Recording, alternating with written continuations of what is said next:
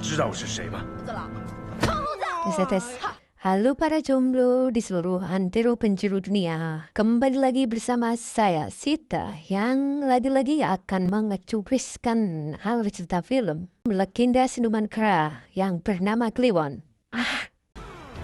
Legenda Siluman Kera yang memulai pemberontakannya untuk menghancurkan kerajaan langit.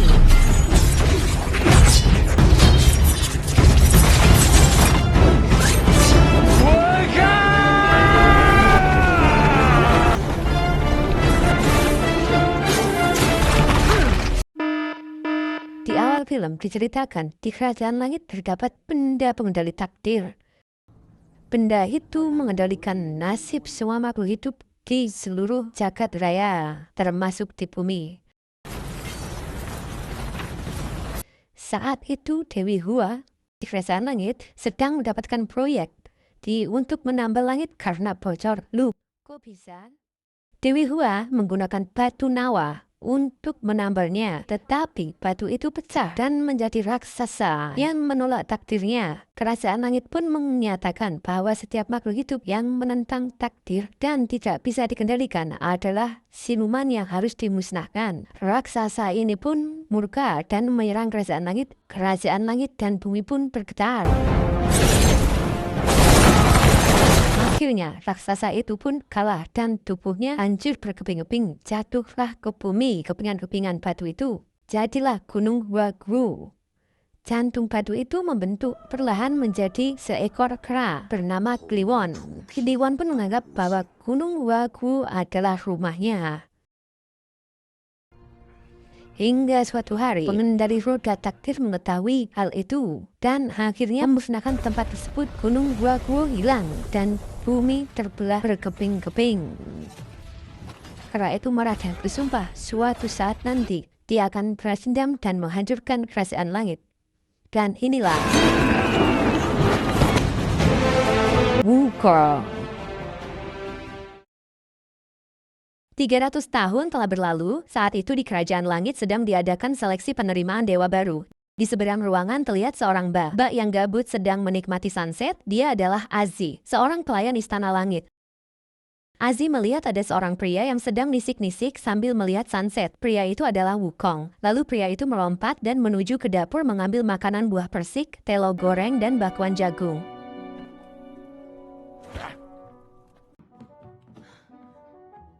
Ternyata buah persik tersebut hidangan utama bagi para peserta audisi Dewa Langit. Lalu seorang petinggi keamanan Pangeran Juling yang terkenal arogan dan on, terlihat sedang kelaparan. Dia memanggil pelayan dengan kasar agar segera membawakan hidangan untuknya. Tiba-tiba dia sangat marah karena mereka cuma menerima hidangan berupa biji buah persik saja. Lantas meluapkan emosinya dengan memukul pelayan tersebut. Beruntung, seorang pria bernama Juan Lian datang mencoba untuk melindungi pelayan tersebut. Namun, Juan Lian yang tidak dibekali dengan bela diri juga menjadi korban pemukulan Pangeran Juling ini.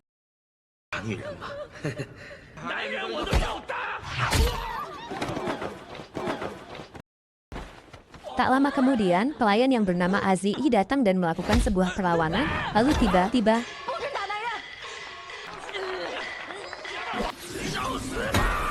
SI Wukong pun datang dan menghajar semua orang yang kurang ajar tersebut.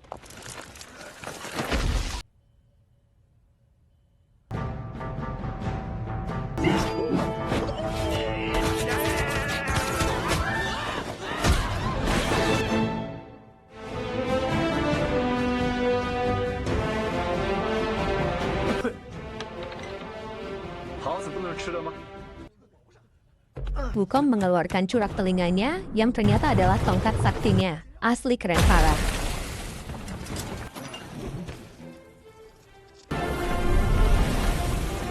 Keributan yang terjadi terdengar sang ratu, Dewi Hua, lantas memerintahkan Panglima Jenderal Tian Feng untuk menghentikan Sun Wukong. Jenderal Tian Feng pun dengan segera bergegas ke aula dan pertarungan pun tak terhindarkan lagi.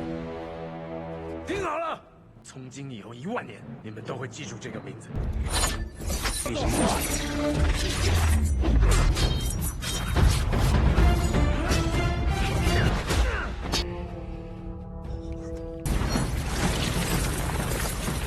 Wukong kemudian memperbesar tongkat plastiknya untuk menghancurkan tempat tersebut, tetapi tiba-tiba serangan itu dihentikan oleh Yan Jiang yang lebih dikenal dengan nama Dewa Elang. 你来晚了。杨戬， Dengan jurus pukulan ala Jin Gatama, Dewa Erlang dapat memukul mundur Sun Wukong.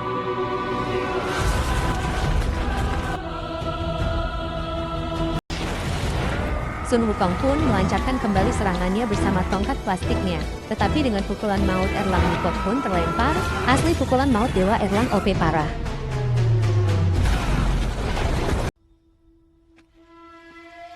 Wukong pun kemudian tertangkap dan dibawa ke sebuah penjara untuk dihukum.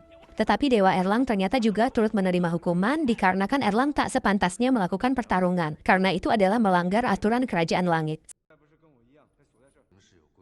Sementara itu, Aji pergi menemui sang ratu demi meminta pengampunan untuk Dewa Elang karena menurutnya ia tidak bersalah dan tidak sepantasnya menerima hukuman. Dari percakapan itu diketahui ternyata Aji adalah putri dari sang ratu yang dihukum menjadi pelayan selama 100 tahun karena telah melakukan suatu kesalahan. Scene beralih ke Wukong dan Dewa Erlang yang sedang berbincang di mana terlihat jika Wukong tak terima dengan kekalahannya. Tak lama kemudian Ratu Kerajaan Langit pun datang dan membebaskan Dewa Erlang. Sedangkan Wukong diberikan sebuah mahkota yang digunakan untuk mengontrolnya. Dan benar saja ketika mantra dibacakan Wukong pun mulai merasa kesakitan. Merasa tak tega, Azi yang melihat kejadian itu kemudian meminta alat yang digunakan untuk mengendalikan mahkota tersebut. Ia berjanji mulai sekarang akan mengambil tanggung jawab untuk mendisiplinkan Wukong. Dewi Hua pun telah sepenuhnya menyerahkan hukuman Wukong tersebut kepada Azi. 要不这样吧，天尊，今天你好好管教他。